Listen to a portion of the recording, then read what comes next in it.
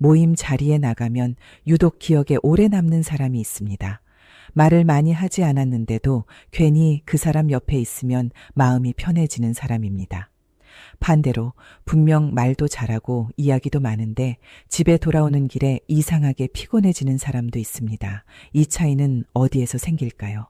말을 잘해서일까요? 유머가 많아서일까요? 아니면 사회적 지위나 경제적 여유 때문일까요? 사실 이 모든 것은 큰 이유가 아닙니다. 모임에서 사람의 인상을 결정짓는 것은 생각보다 훨씬 사소한 말 한마디에서 시작됩니다.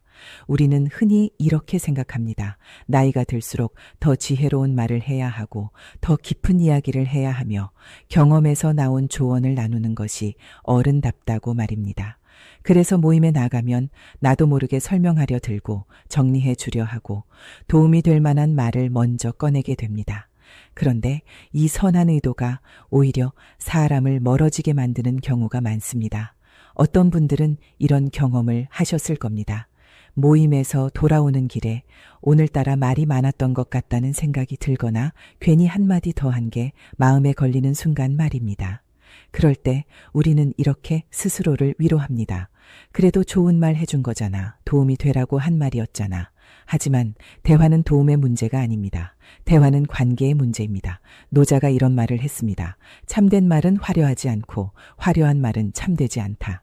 젊은 시절의 말은 나를 증명하기 위한 도구였습니다.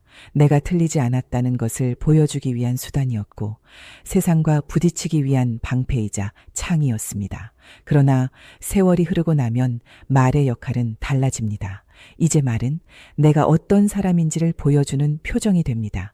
그래서 나이가 들수록 말은 줄어들어야 하고 온도는 높아져야 합니다. 그런데 우리는 종종 반대로 갑니다. 모임에서 내가 얼마나 바쁘게 살았는지, 내가 얼마나 많이 알고 있는지, 내 자식이 얼마나 잘 됐는지를 자연스럽게 풀어내야 어른 대접을 받는다고 생각합니다. 그래서 말은 점점 길어지고 이야기는 점점 나 중심이 됩니다. 하지만 현실은 다릅니다. 내 말이 길어질수록 사람들은 고개를 끄덕이지만 마음은 조금씩 다칩니다. 특히 나이가 들수록 사람들은 더 이상 누군가에게서 배우고 싶어 하지 않습니다. 그저 편안하고 싶어 합니다. 그래서 모임에서 진짜 품격 있는 사람은 말을 잘하는 사람이 아니라 분위기를 무겁지 않게 만드는 사람입니다. 그 시작은 아주 작은 한마디에서 드러납니다. 모임에 도착했을 때 여러분은 어떤 말을 가장 먼저 꺼내시나요? 오랜만이네요. 잘 지내셨어요. 틀린 말은 아닙니다. 무례한 말도 아닙니다. 하지만 이 인사는 특별하지도 않습니다. 그런데 유독 기억에 남는 사람들은 첫 마디부터 다릅니다. 그들은 이렇게 말합니다. 오늘 얼굴 보니까 마음이 놓이네요. 이 말에는 상대의 존재를 반긴다는 감정이 담겨 있습니다. 당신이 이 자리에 와줘서 고맙다는 메시지가 들어 있습니다.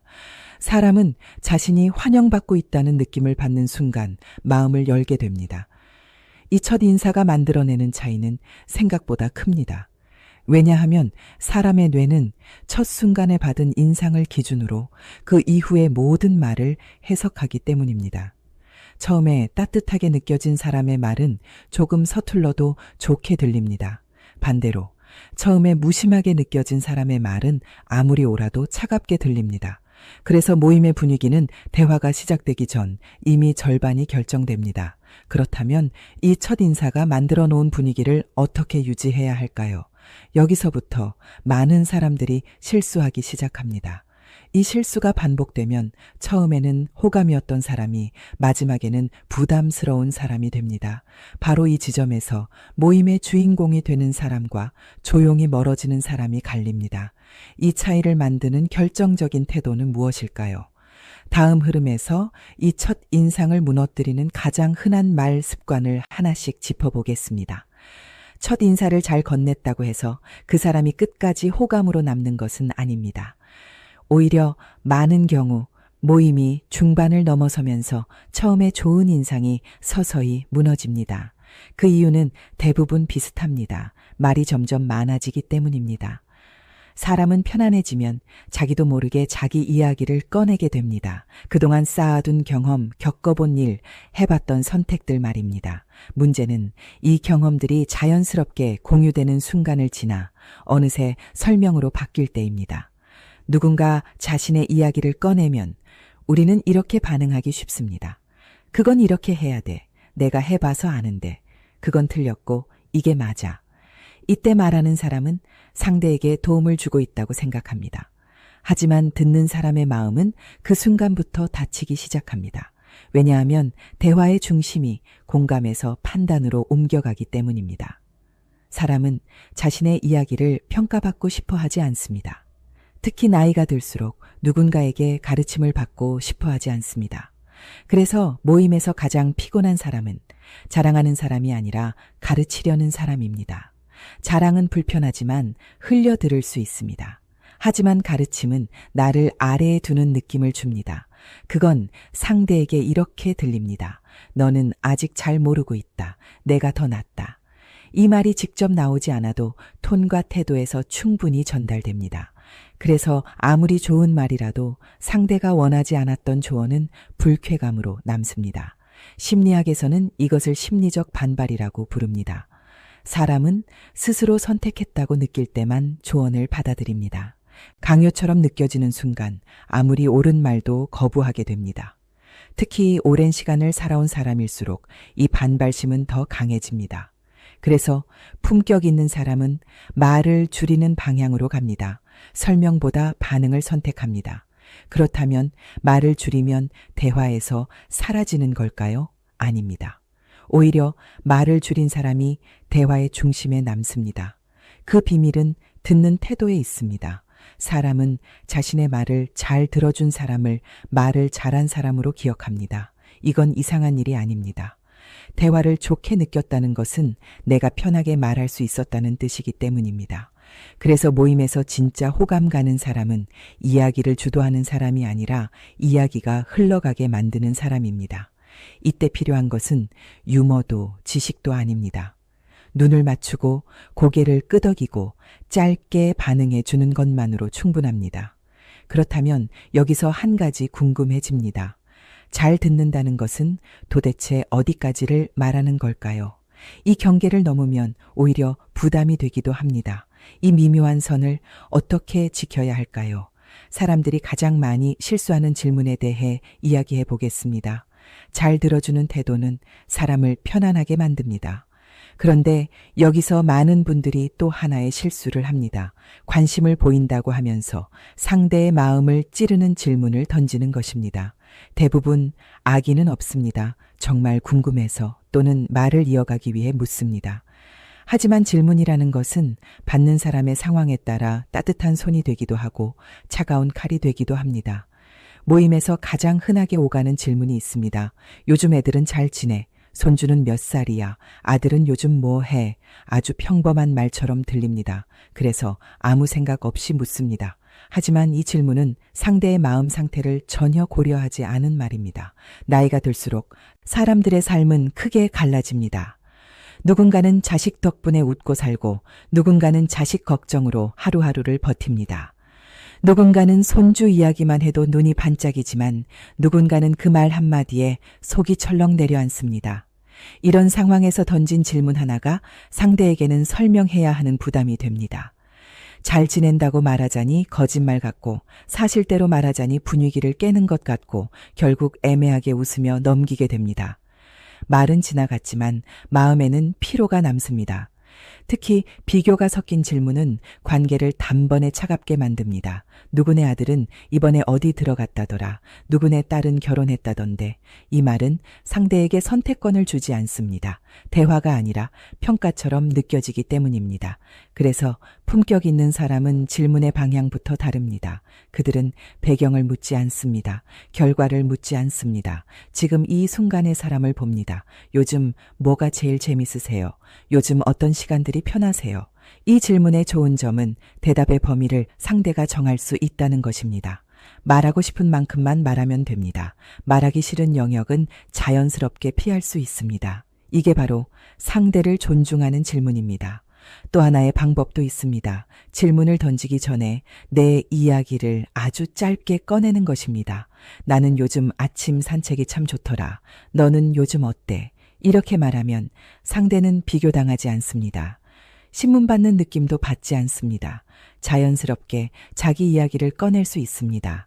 하지만 여기서 반드시 기억해야 할 원칙이 있습니다. 상대가 말을 아끼는 기색을 보이면 절대 더 묻지 말아야 합니다. 왜?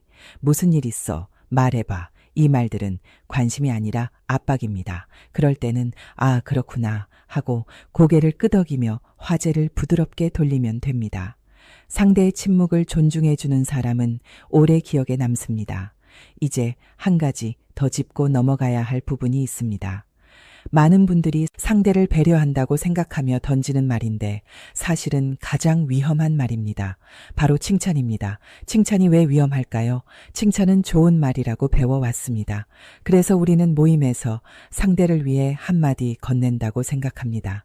그런데 나이가 들수록 칭찬에도 조심해야 할 영역이 생깁니다. 특히 외모, 건강, 몸 상태에 대한 말입니다. 살이 많이 빠지셨네요. 얼굴이 좀 안 좋아 보이세요. 요즘 많이 늙으신 것 같아요. 말하는 사람은 걱정이었을지 모릅니다. 호의였을 수도 있습니다. 하지만 듣는 사람의 마음속에서는 전혀 다른 감정이 올라옵니다. 아파서 빠진 살일 수도 있고 잠 못 자서 그런 안색일 수도 있고 이미 스스로 가장 신경 쓰고 있는 부분일 수도 있습니다. 칭찬이라는 포장 속에 상처가 숨겨져 있는 경우입니다. 그래서 품격 있는 사람은 눈에 보이는 변화보다 상대의 상태를 배려합니다. 요즘 많이 바쁘신가 봐요. 몸 좀 챙기셔야겠어요. 이 말은 판단하지 않습니다. 비교하지 않습니다. 설명도 요구하지 않습니다. 그저 안부를 건넵니다. 모임에서 가장 안전한 칭찬은 사람 자체가 아니라 함께한 시간에 대한 칭찬입니다. 오늘 이야기 참 좋았어요. 말씀 듣고 많이 생각하게 됐어요. 이런 말은 상대를 평가하지 않으면서 존중을 전달합니다. 그리고 여기서 많은 분들이 의외로 실수하는 지점이 하나 더 있습니다. 바로 말이 없으면 존재감이 없어질까봐 괜히 말을 보태는 순간입니다. 침묵이 흐르면 불안해집니다. 그래서 의미 없는 말이라도 꺼냅니다. 그런데 나이가 들수록 침묵은 결코 약점이 아닙니다. 오히려 침묵을 편안하게 유지하는 사람이 가장 안정적인 존재로 느껴집니다. 말이 없어도 불편하지 않은 사람, 그 사람은 이미 신뢰를 얻은 사람입니다. 침묵을 채우려고 애쓰지 마십시오. 그 침묵 속에서 상대는 숨을 쉽니다. 그리고 바로 이 지점에서 모임의 분위기를 완전히 바꾸는 결정적인 순간이 찾아옵니다. 대화의 마지막입니다. 처음보다 중간보다 사람의 기억을 지배하는 건 언제나 마지막입니다. 이제 그 마지막 한마디가 어떻게 사람을 다시 만나고 싶게 만드는지 그 이야기를 이어가겠습니다. 사람의 기억은 공평하지 않습니다. 처음부터 끝까지를 모두 저장하지 않습니다. 대화가 길었는지 무슨 이야기가 오갔는지는 흐려집니다. 대신 딱 두 가지만 남습니다. 가장 강했던 순간, 그리고 마지막 순간입니다. 이건 느낌이 아니라 심리학으로 증명된 사실입니다. 사람은 경험을 평가할 때 전체 평균이 아니라 끝이 어땠는지로 기억합니다. 그래서 모임에서 가장 중요한 순간은 헤어질 때입니다. 2시간 동안 분위기가 좋았어도 마지막 말이 어색하면 그 모임은 어색했던 기억으로 남습니다. 반대로 중간에 조금 서먹했어도 마지막이 따뜻하면 좋았던 자리로 기억됩니다. 그렇다면 우리는 보통 어떻게 헤어질까요? 조심히 가세요. 다음에 봐요. 나쁜 말은 아닙니다. 하지만 기억에 남지도 않습니다. 품격 있는 사람은 헤어질 때 상대를 한 번 더 세워줍니다. 오늘 덕분에 시간 가는 줄 몰랐어요. 이 말에는 2가지 힘이 들어 있습니다. 첫째, 좋았던 이유가 상대 덕분이라는 점입니다. 오늘 재미있었다가 아니라 당신 덕분에 좋았다고 말합니다. 둘째, 그 시간이 아깝지 않았다는 메시지입니다.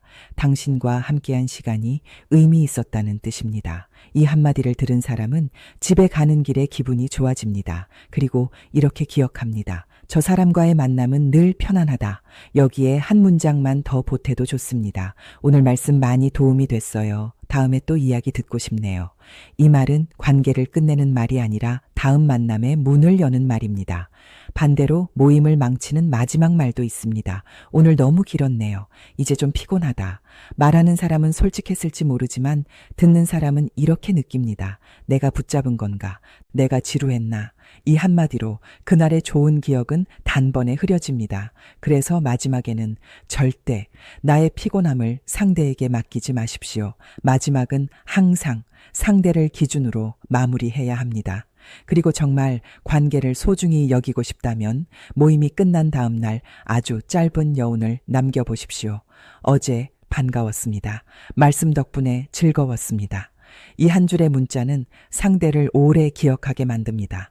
나이가 들수록 새로운 인연보다 지금 있는 인연을 지키는 힘이 중요해집니다. 그 힘은 거창한 말이 아니라 마지막에 남긴 따뜻한 한 문장에서 나옵니다. 나이가 들수록 말 한마디의 무게는 점점 커집니다. 젊을 때는 말로 나를 증명하려 했습니다. 얼마나 아는지, 얼마나 이루었는지, 얼마나 잘 살았는지를 말로 보여주려 했습니다. 그러나 시간이 흐르면 말의 역할은 바뀝니다. 이제 말은 나를 드러내는 도구가 아니라 사람을 대하는 태도가 됩니다. 그래서 품격 있는 사람은 말로 이기려 하지 않습니다. 말로 가르치려 하지 않습니다. 말로 자신을 높이지도 않습니다. 대신 말로 상대를 편안하게 만듭니다. 상대가 말하고 싶어지게 만들고 자기 이야기를 꺼내도 부담이 없게 만들어줍니다. 그 사람이 다녀간 자리에는 정보가 아니라 기분이 남습니다. 나를 판단하지 않았다는 느낌, 나를 존중받았다는 감각, 나도 괜찮은 사람이라는 안도감. 이 감정들이 사람을 다시 만나고 싶게 만듭니다. 모임에서 진짜 중심에 서는 사람은 말을 많이 한 사람이 아닙니다. 목소리가 큰 사람도 아닙니다. 함께 있으면 마음이 풀어지는 사람입니다. 그런 사람은 처음 만날 때 상대를 반기고 중간에는 조용히 들어주며 마지막에는 따뜻하게 배웅합니다. 말을 줄였는데 존재감은 커지고 나서지 않았는데 사람들이 기억합니다. 이게 나이가 들어 가장 아름답게 돋보이는 방식입니다. 화려한 언변은 잠깐 시선을 끌지만 따뜻한 말투는 오래 마음에 남습니다.